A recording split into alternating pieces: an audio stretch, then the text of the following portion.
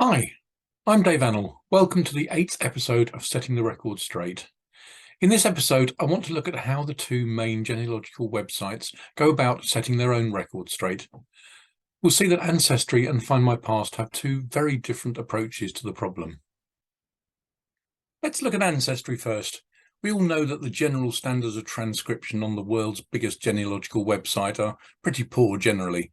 But I always feel that this is at least partially made up for by the extreme flexibility of their search engine, but that's something we'll perhaps look at in a future issue of Setting the Record Straight. What I want to look at today is what we as users are expected to do when we come across something which is very obviously wrong. So we're going to look at this database here, which I think is a prime example of some very poor transcription by Ancestry. It's the City of London Freedom Admission Papers.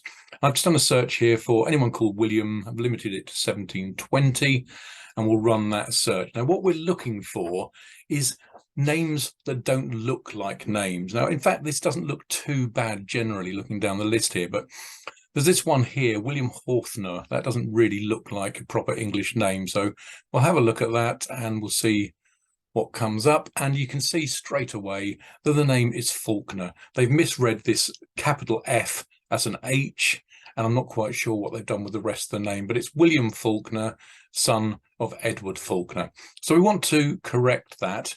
So the way we do that, we can go to the transcription here, click on the name William Hawthner, and I'm going to edit that to Faulkner. And then they've got the option here of putting a reason, which will put as transcription error. There's also the option of adding an explanation, but I'm not going to worry about that now. We'll click on save, and it's inviting us to apply Faulkner's surname to other household members, which I want to do. So that's that done. Note though that you can only add data in certain fields. You can't amend everything, but the key fields are there, but not all of them. And also the point here is that the original transcription of Hawthner is retained. What we've just submitted becomes an alternative and it's fully searchable. So in future, anyone looking for William Faulkner's apprenticeship record should be able to find it.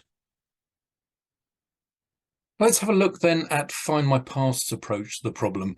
As a general rule, their transcriptions tend to be better than their main rivals, but it's still not great in places, particularly when it comes to another notoriously poor example of indexing, Find My Past's index to death duty registers. So this time I'm going to do a search for anyone called William, and I've restricted it to the year 1820.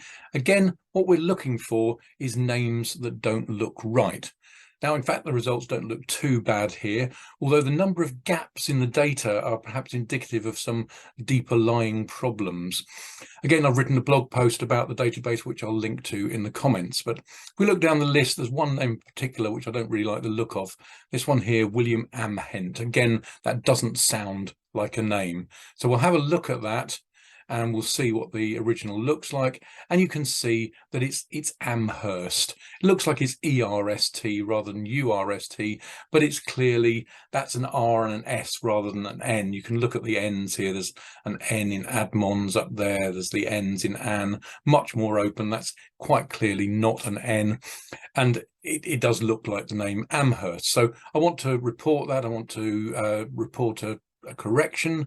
So we'll click on the name here, and then under more actions we select report an error, and we can see straight away that they've got all the data fields there, that you can amend any piece of data that they've got. So that's one thing that's certainly better than the Ancestry option.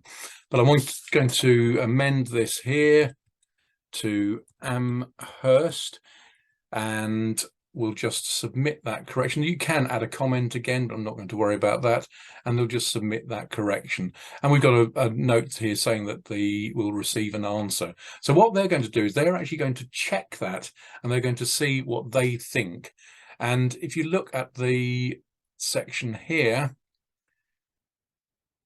at the top of this page, it says we can only amend transcriptions where they fail to reflect what was actually written in the original record. So what they're saying is, don't submit data where you know that the name should be something else. What they're trying to do is to transcribe what is actually written there, which I think is a fairly decent approach.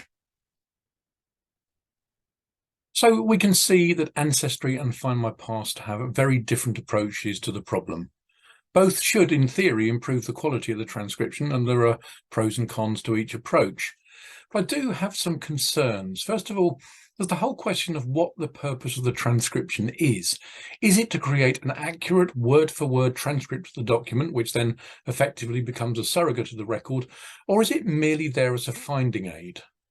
And there's another major issue. We are paying customers and we're being asked to put right mistakes made by the websites, mistakes which we've already paid for. I can't think of any other commercial model where the customer is asked to pay for a product and then, when it's effectively found to be faulty, is asked to repair the damage themselves. I mean, if you went into a restaurant and there was a problem with the food, you probably wouldn't be too impressed if the waiter suggested that you went into the kitchen and sorted it out yourself. Thanks for listening to Setting the Record Straight. I'll be back with more soon.